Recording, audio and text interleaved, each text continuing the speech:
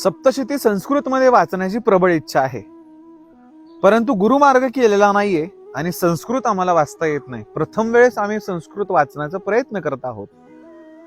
सर्वप्रथम मित्रांनो, जेव्हा आपण एखादं संस्कृत वाचायला पुस्तक सुरुवात करतो तर ते छोटी मात्रेत असावं, 10 पान 5 पान, जेणेकरून आपल्याला ते चुकलं तरी त्याचं पातक लागणार नाही. परंतु सप्तशती हे पाठ खूप पवित्र, ताकदवंत आणि निष्ठावंत व्यक्तीने केलं पाहिजे व त्याच सोबत मन पवित्र असलं पाहिजे आणि गुरु केल्याशिवाय सप्तशतीचं पठण करू नये. जर सप्तशती उच्चार करताना चंडिकाऐवजी जर त्याचा उच्चार दुसरा झाला किंवा वेगवेगळे पाठ असतात, वेगवेगळ्या मंत्रांचं उच्चाटन त्याच्यामध्ये केलेलं आहे, त्याऐवजी जर तुमच्याकडून ते चुकलं तर त्याचा पातक किंवा दुष्परिणाम होऊ शकतो. त्यामुळं प्राकृत वाचा, 10 पानाचं 5 पानाचं संस्कृत कोणतंही पुस्तक वाचा आणि तदनंतर माता भगवतीची सप्तशती गुरुमार्गातून तुम्ही घेऊ शकता, वाचू शकता.